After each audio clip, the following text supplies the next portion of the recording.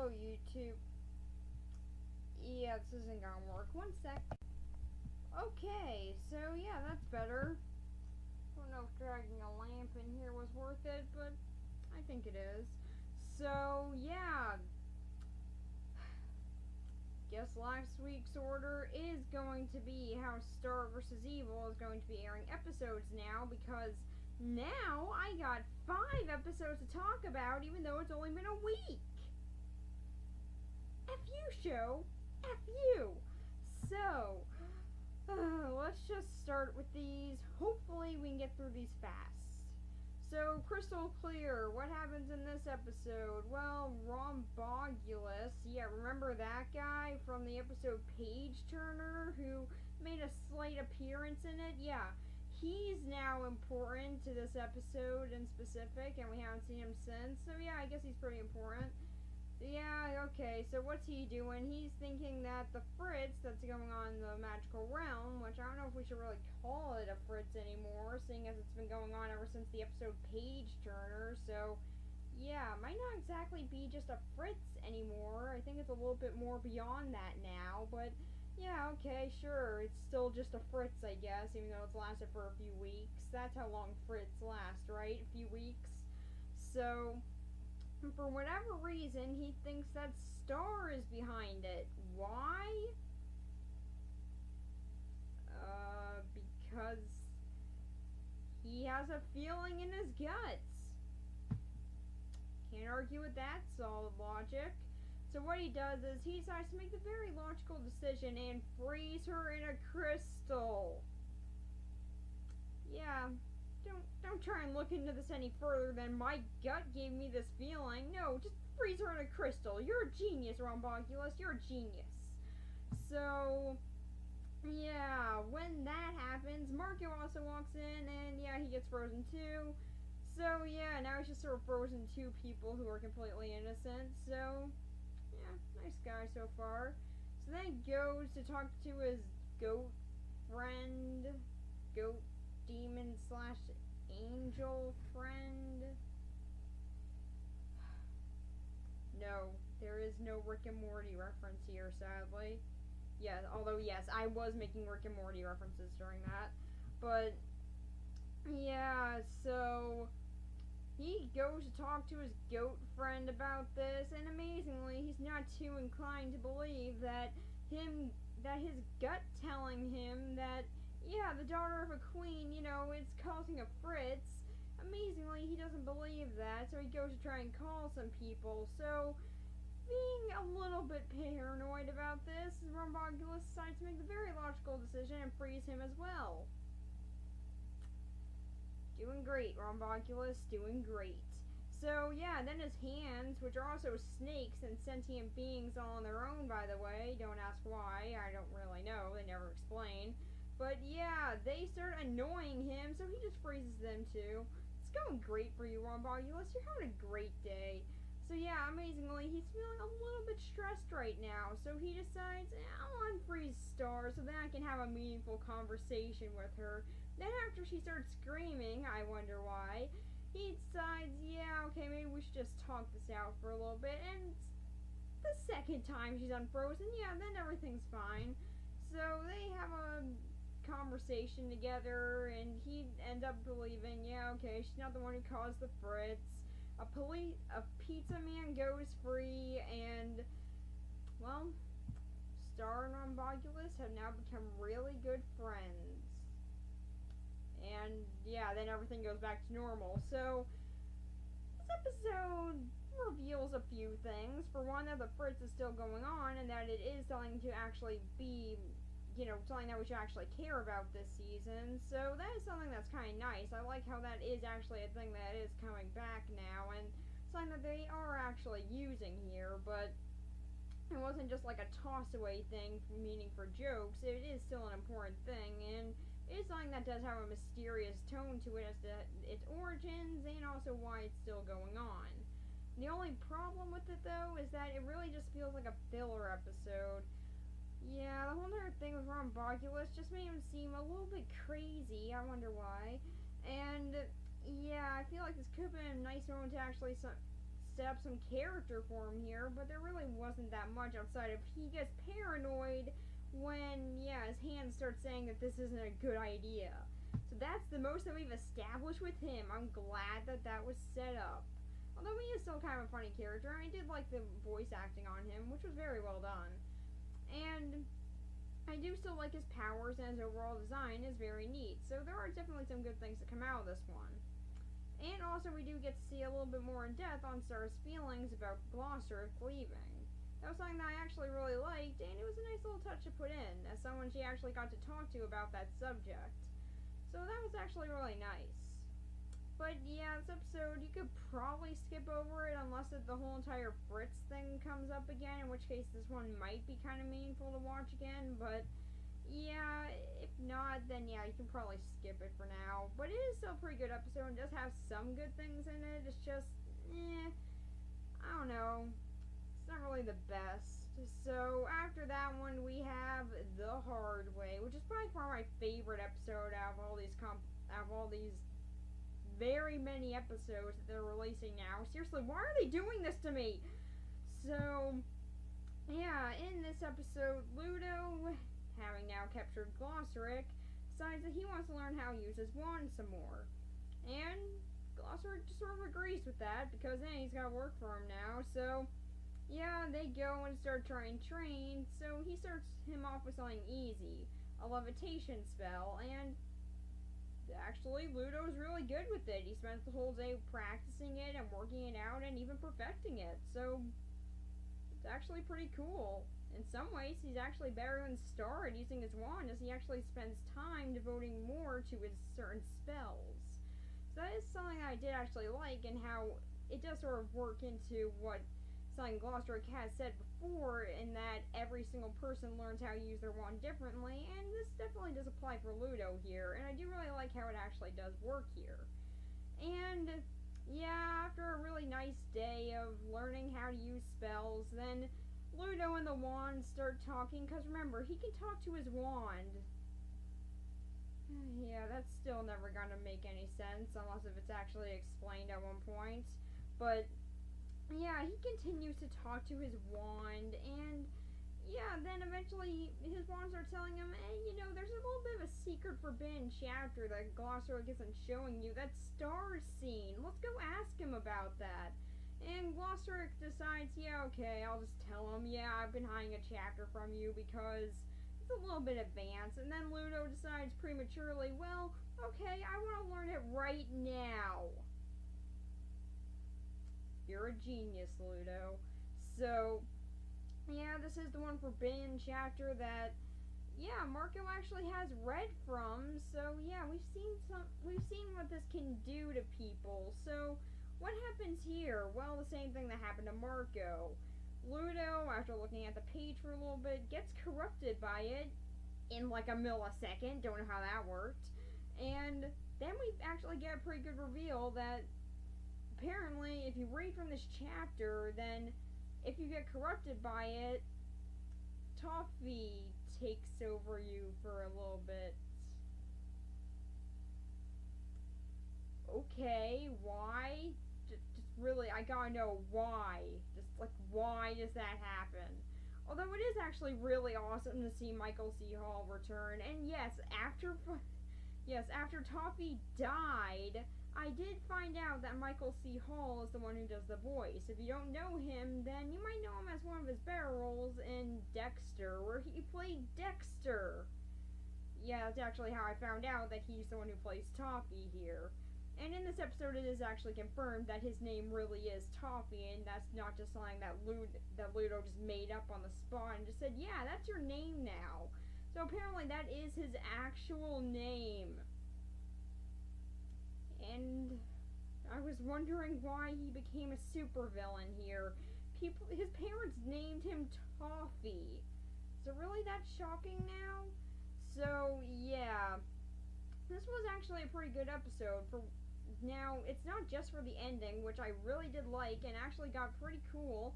And it is actually really awesome now to see that Gloucester and Toffee know each other, and also sort of have a bit of a rivalry, but not to a huge extent, as apparently Gloucester doesn't have a side in any of this.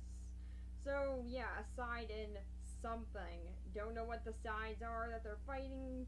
Just like, I guess that there's been some war going on very, very much on the side here. Feel like that should be focused on a bit more, but nah, it's not that important. So, yeah, that was actually a really great moment. I really do like seeing Toffee come back here, because it is really cool to see him actually return, as he was one of the better parts of the whole entire show so far. And he actually is a threatening villain. And this lamp there fixed it. So, yeah, but outside of everything that happened at the ending, I do still like this episode overall. It actually does develop Ludo's character a little bit more, and I really did like seeing how far he actually can develop. Just in a very small little bit. I mean, really, he was just kind of a throwaway villain, but I do like how now they've actually developed a little bit more even about his past. Like, now we actually learn that apparently he has like 50 brothers and sisters.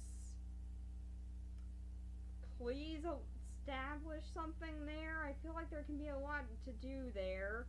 And also that apparently his father never had time to care for him, which is actually something that was kind of nice, and I did like how it was placed in here.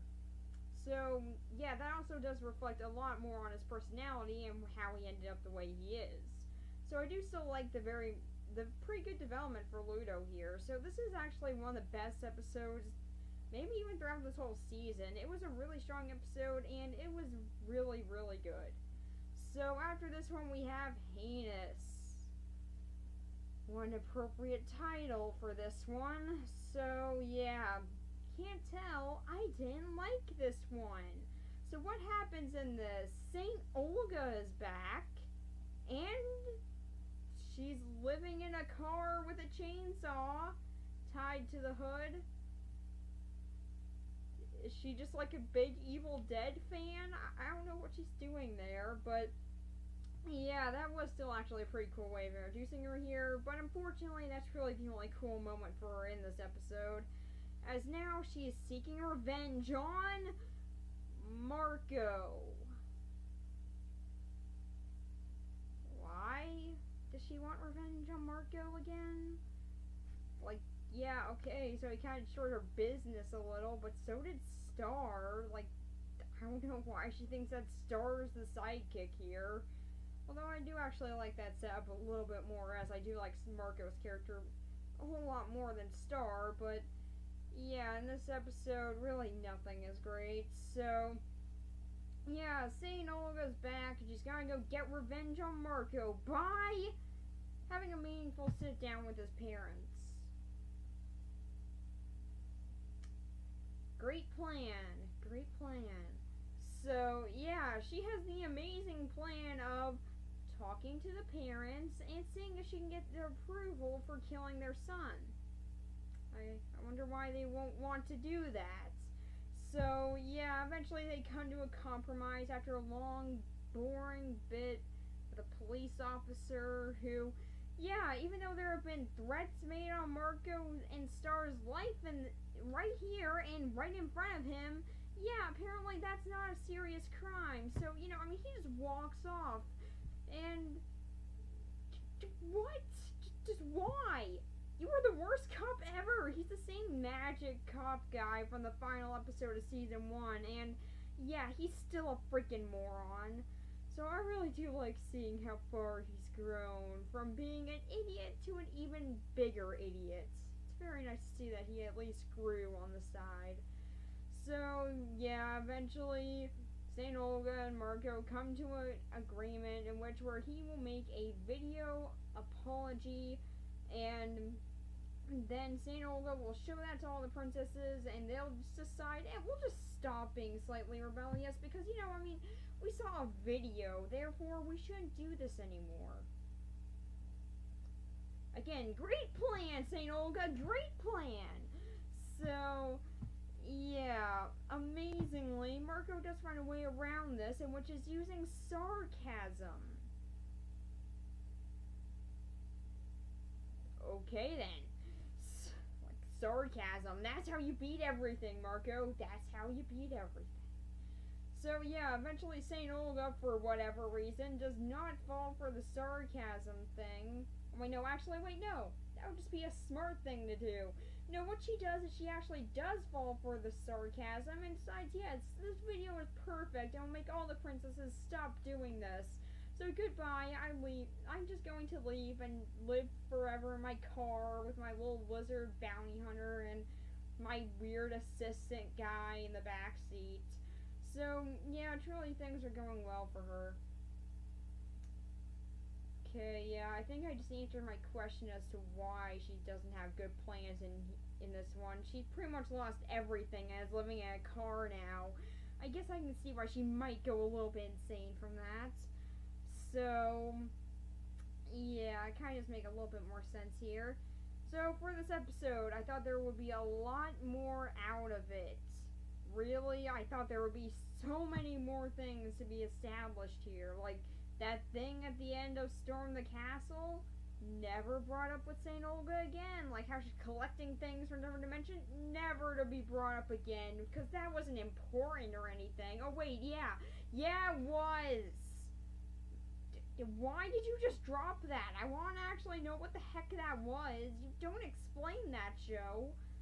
But yeah, outside of that, the build-up for St. Olga actually having a rivalry against Marco, and Marco actually having his very first enemy here, was actually something that I thought would be really cool, but then when they actually decide to utilize that idea, what do they do with it?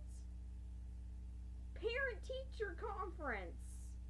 It's pretty much what it is here, and yeah, that's what it feels like. If you've ever been a kid during a parent-teacher conference, you know how boring those are, and pretty much how this episode goes. It's really boring and nothing's really established here outside of St. Olga still doesn't like Marco, and Star to a lesser extent. That's really all that's established in this whole entire episode, and it's a complete waste of time. But, maybe something will happen here, and I did at least like some of the development between Marco and his parents, as now they will seemingly at least get more involved in his life. Although they do ask if he's done anything else in any other dimensions, and they just shrug it off as no. Running with Scissors episode, hello! You were gone for 16 years, forgot your computer password, which is apparently an important thing, and also, you rode a dragon motorcycle, learned how to master a katana. I'm pretty sure that you mastered fighting, even though you're just a red belt in the next episode still. I don't know how that works. And also, you've mastered a mystical language. Yeah, nothing else happened to you in another dimension, Marco. Absolutely nothing. Seriously, did they just forget about all that? That was really awesome and something that I was really hoping that they would go somewhere with, but now it just seems like they're completely shrugging it off for whatever reason. So yeah, amazingly, if you couldn't tell, I didn't really like this episode. So, for the one after it, All Belts Are Off. That's kind of a funny name. And yeah, that's kind of the funniest thing in this episode, the name. And so, we start off this episode with a commercial that looks like it's from the 80s, even though it's supposed to be from 2017. I don't know why I almost messed it up there, but yeah, it's supposed to be a modern video, even though it looks like it's from the 80s. Either this one guy has a really old camera, or he purposely made it look like that for no real reason. So yeah, pretty much what's happening in this one. Pure excitement, where a guy from those how-to videos is now coming down to the dojo in the mall to give it his approval. And yeah, gotta find one guy to represent the whole dojo here. So is it gonna be Marco? No, it's freaking Jeremy. Bastard, hate that guy. And he's still a jerk here. So Marco tries to prove that to the sensei, because really it would be hard, and apparently that's what determines it, not the kid having a ton of money. No, clearly what determines who's going to be the one representing the dojo, it must be based on how you act as a person and not just how much money you have. Oh, of course, that's gotta be the twist at the end. So, yeah, Marco stalks Jeremy around that whole day to find evidence on this, and then when he sees him pulling some pranks in the park, then it's completely obvious to him that this man is indeed a jerk. We needed this confirmation. So, yeah, he goes and is ready to show that to the sensei, but then decides not to because he sees banners on the wall. I think that makes sense. And yeah, then the guy gets there, like the guy that's supposed to be giving his approval of the dojo. He gets there quite spontaneously. Like, seriously, does he teleport in the room? How'd he get in there with no one else knowing that he went in? But yeah, he magically gets in the room somehow, and now they're ready to start showing off. And Jeremy has a theme song. I don't know why. And yeah, amazingly, this episode goes as well as you would think it would go, in that people realize the shocking truth: Jeremy is a jerk! Mind blown here. So, yeah, that should be shocking to absolutely no one, but for some odd reason everyone's shocked. Oh, and also a guy, he brought his wife to a dojo in the mall on their anniversary. Is it bad that I want to know their story more than I want to know what was happening in this one? So, yeah, amazingly, Marco and Sensei talk it out some more, which is what happens in every episode with the two of them in it. And now they're still friends, and we see how pathetic Sensei is yet again, and that's pretty much it. The guy who was gonna approve the dojo approves it because he had a really good dream as he sort of fell asleep during Jeremy's performance. Which is like, nah, I wish I could do.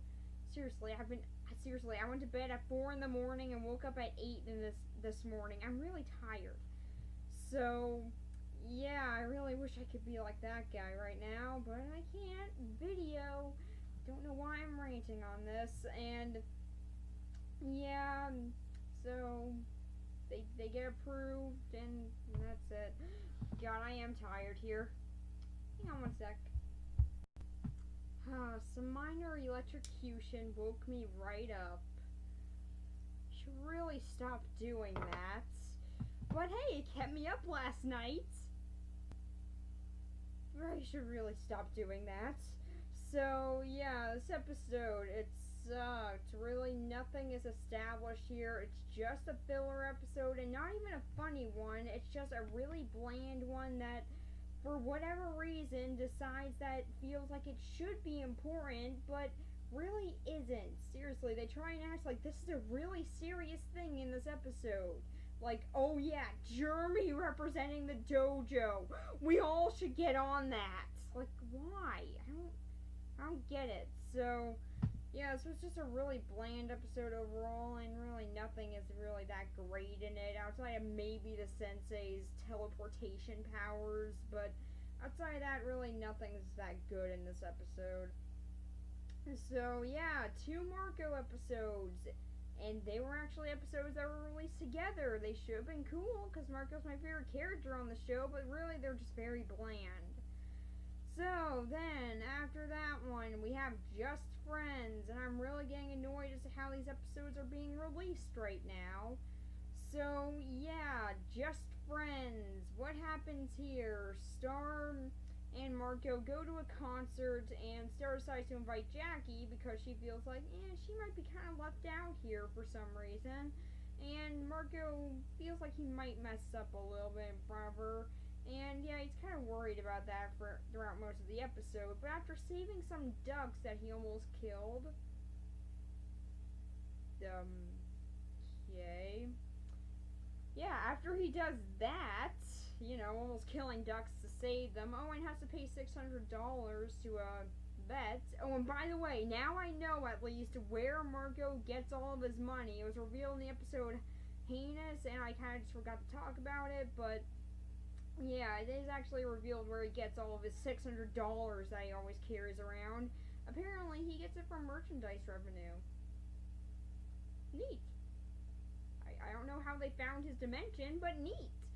So, yeah, he pays the vet and they release the ducks, and Star and Jackie continue to hang out, and Marco still feels a little bit left out, but eventually Jackie makes him feel better. They all go to the concert really happy, and then an awful thing happens, or at least to Star. I don't really see why this was a big shocking thing here for her, but yeah, the shock of all shocks. Marco and Jackie kiss. Dun dun dun! Yeah, I really didn't care. So, yay, that happened. Still need another one. Ow, God. Okay, I'm still awake. I really should not be recording like this. So, yeah, she gets pretty angry and decides to leave, and she's going to do that, but with just a little bit of vandalism first. And she's going to destroy a billboard. Okay, good for you, Star. So yeah, for this episode, on the one hand, I really didn't like them returning to this. Like, seriously, am I supposed to care about this love triangle? I never do. Like, whenever there's a love triangle in a show, that's really where it just sort of loses interest for me, and I never care whatsoever, and this show is no exception to that. I really do just get very bored during these episodes when there's like Jackie or Star. Which one will Marco choose? I'm like, I just don't care. Please, move on. Like, I would at least like it if maybe Star could actually get over this, and that could actually be something that would be kind of neat if they just remain as friends forever. That would actually be something that would be kind of nice, really, and sort of a change on the trope. And yeah, I would actually really like seeing that happen. So, yeah, I'm really hoping they do go down that route, and they do at least explore how Star feels about this situation some more, which is actually pretty nice, and I do like how it is actually explored in a pretty subtle way. One where she actually doesn't want to let Marco see it, or she's not going to say anything about it, but she does still have very strong feelings about it.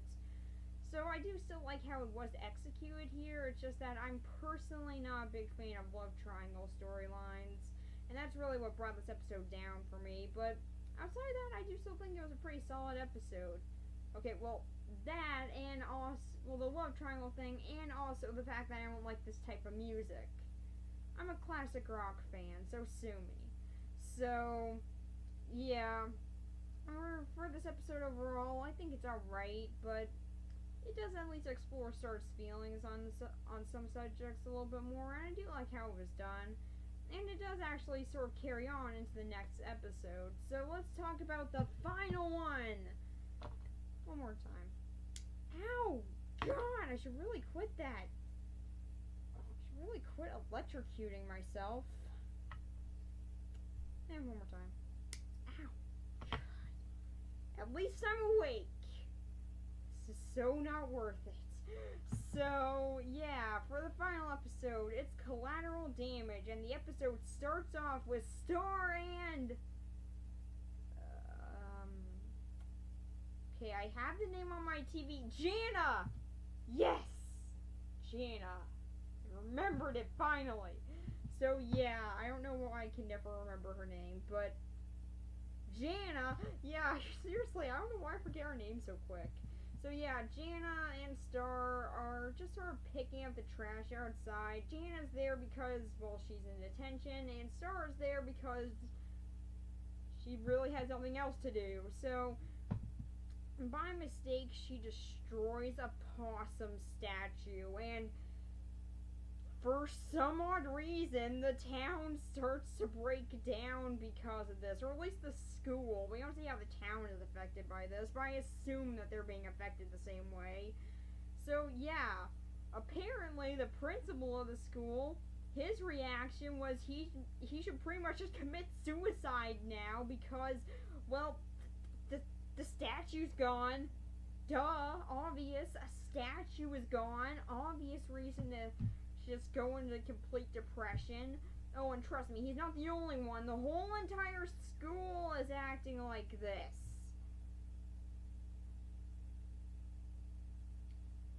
Is everyone in this town insane? It's a statue. Get over it. But apparently everyone decides that they should feel really destroyed about this because a statue was destroyed. Therefore, they should feel the same way. Okay, fine. I really don't know why. So, yeah, Star decides, okay, well, let's make a new statue. But then everyone in town is just like, or at least in the school, I don't know why I keep on messing that up. But everyone in the school is just like, well, it doesn't have gum underneath it, and there are no scratches in it. You destroyed this, Star! I'm just like, and I was just sitting here just wondering what the heck is wrong with this town. But yeah, we do at least see why the town is full of insane people. It's because apparently the people who founded the town were also insane, as they pretty much decide, well, we're going to claim this new land, and we only made halfway. Okay, well, we might as well settle down here. Oh no, there are possums. Let's fight them off. We're a sane town. So, yeah, after like 28 days of fighting possums, they decided to make a statue in celebration of their epic victory against possums. And, yeah, that statue is the one in front of the school, and that was the one that Star destroyed.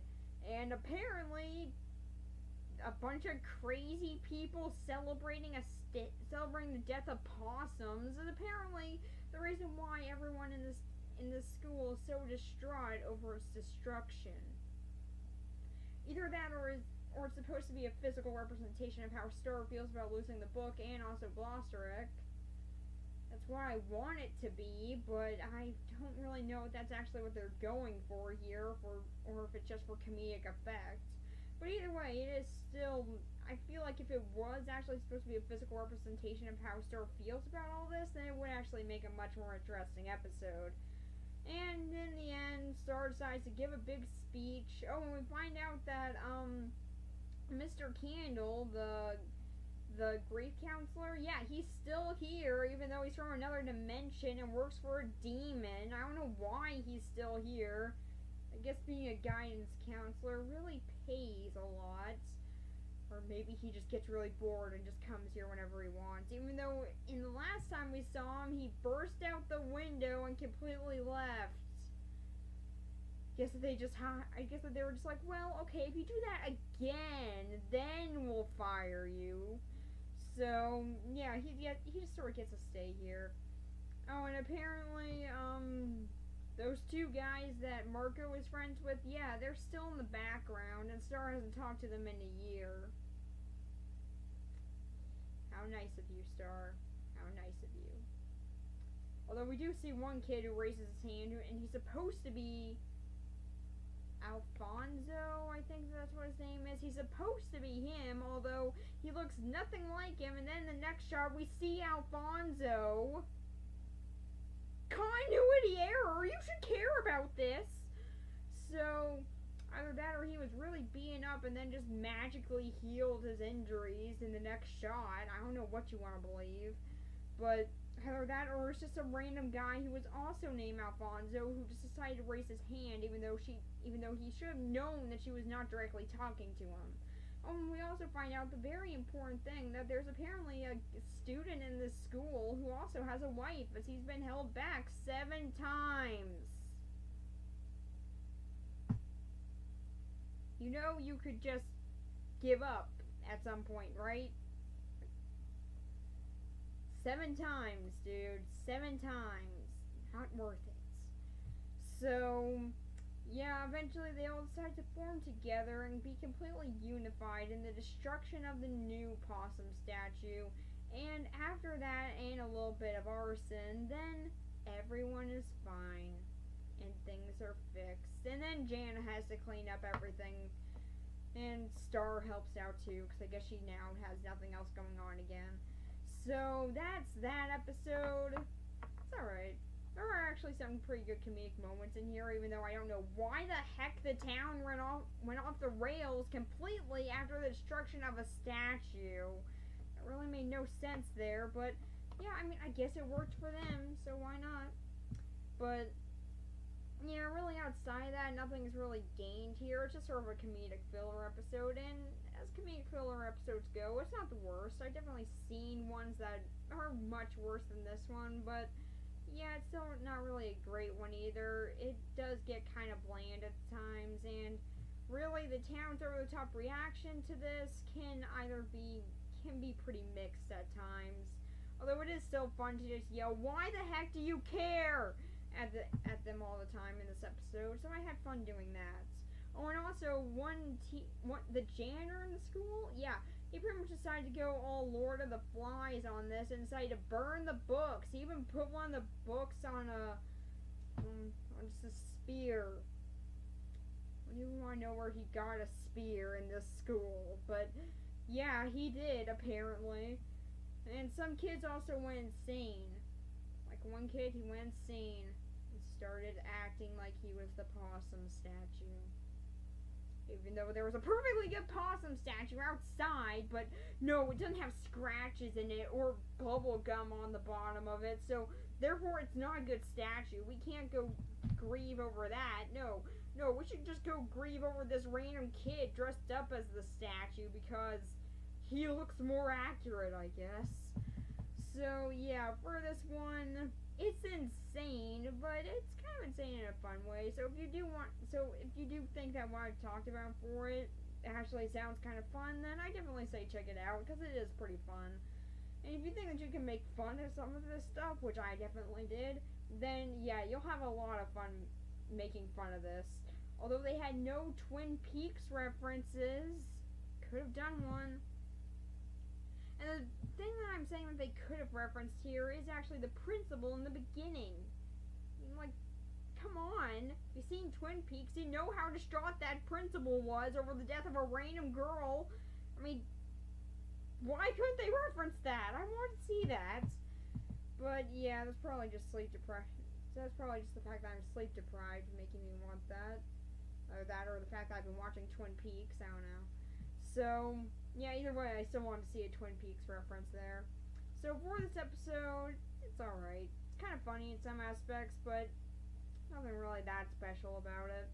So for all these episodes, it's really a mixed bag. The only episode which I can really highly recommend is The Hard Way. Outside of that, there are some of them, like the 2 Marco episodes, Heinous and All Belts Are Off. Those 2 are awful. Outside the name for All Belts Are Off, that one's kind of a funny title. But yeah, those 2 are awful. And outside of just having a slight bit of development in Heinous, there's really no reason to watch it. And Just Friends is kind of mixed, and pretty much the biggest example of that. Collateral Damage and Crystal Clear are pretty much the same, and they are good in some aspects and are also pretty comedic in some, but really, there's not really that much that you can get from them. But The Hard Way is still by far the best episode in it to me, and I did really enjoy it.